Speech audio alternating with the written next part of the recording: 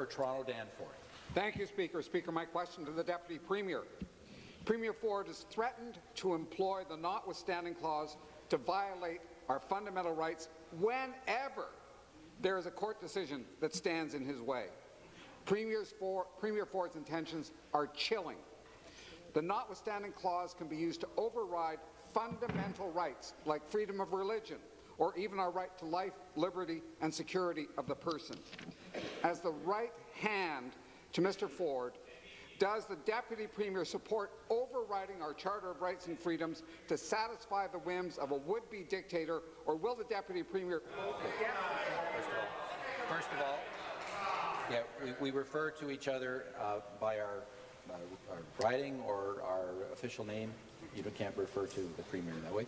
Secondly, you have to withdraw. Withdraw. Response, Deputy Premier. Well, through you, Mr. Speaker. Ignorant. Member The will of the people. Come to order. And with I'm going to ask the member for Essex to withdraw.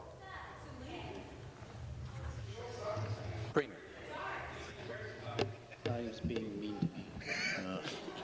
Petty and mean. Doesn't surprise me. No. Anyway, through you, Mr.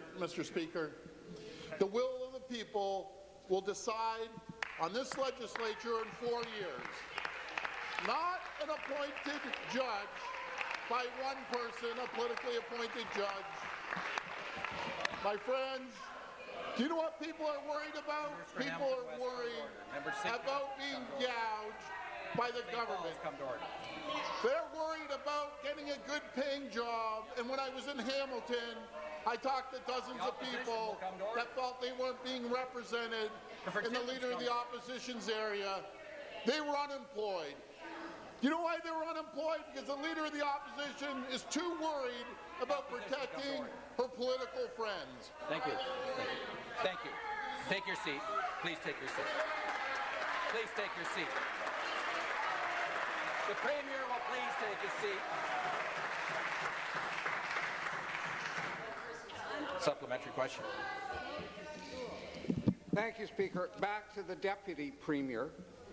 It's clear by now that the Premier is willing to take the nuclear option when a less damaging option is available.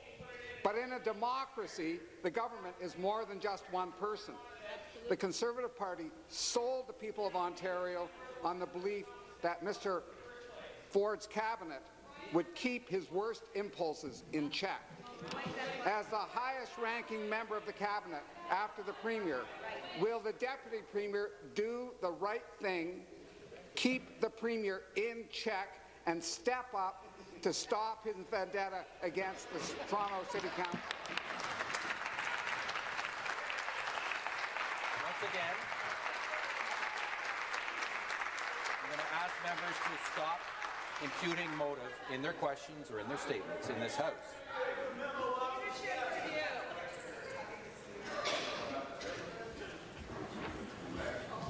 Premier, respond.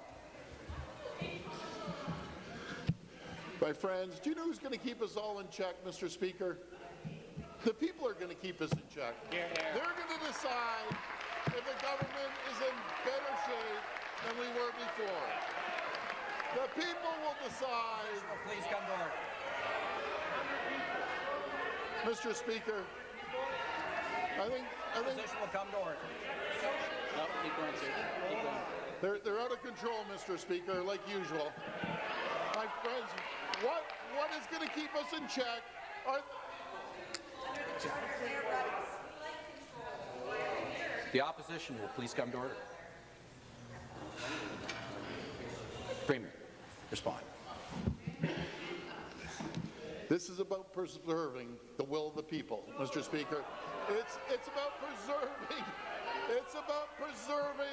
the rights of the people. It's about letting them decide who they're going to vote for, and I can sure there's going to be a few people missing on the other side in the next election. My friends.